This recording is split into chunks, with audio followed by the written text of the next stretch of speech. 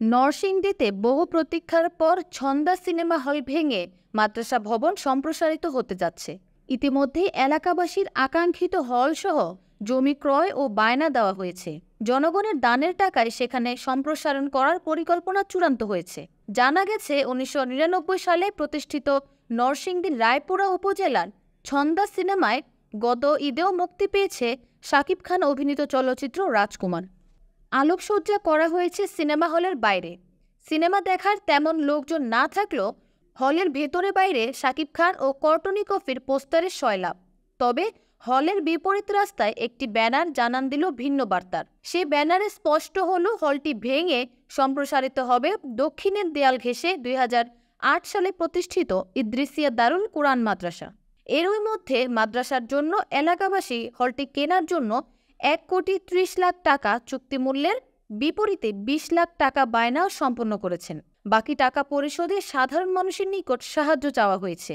দীর্ঘদিন ধরে স্বপ্ন বাস্তবায়নের পথে এগিয়ে যাওয়ায় মাদ্রাসা কমিটি, স্থানীয় এলাকাবাসী সহ খুশির সংশ্লিষ্টরা।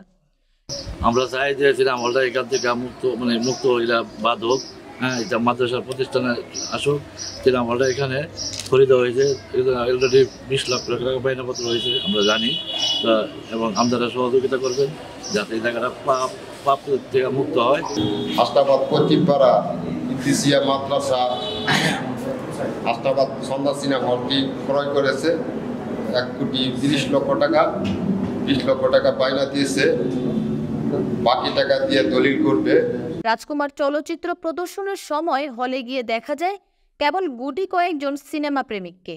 তবে মাদ্রাসা ভবন নির্মাণ হওয়ায় হল বিলুপ্তিতেও অভিযোগ নেই সিনেমা দর্শনার্থীদের। এছাড়া হলের প্রকৃত মালিকের মৃত্যুর আগ থেকেই লোকসান হওয়ায় পরিবারের পক্ষ থেকেও তেমন দেখাশোনা নেই হলটির। কর্তৃপক্ষ জানিয়েছে মাদ্রাসা ভবনে তাদের কোনো আপত্তি নেই, তবে সেটি প্রকৃত ইসলামী প্রক্রিয়ায় হতে হবে। সিনেমা হলটা যদি মাদ্রাসার জন্য হয়ে যায় তাহলে এলাকার এবং দেশের ধর্মবান মুসল্লিরা এখানে পোলাপান লেখাপড়া করাতে পারবে। আর পাবলিকের টাকা, জনগণের টাকা ইসলামী শরীয়ত মোতাবেক যাতে ব্যক্তি মালিকানা না হয়, হপ্পা দলিল হয়, এটা সবার কাছে আমার অনুরোধ বা আবদার। আর সিনেমা হল আসলে চালায়া অনেক ক্ষতিগ্রস্ত আছি।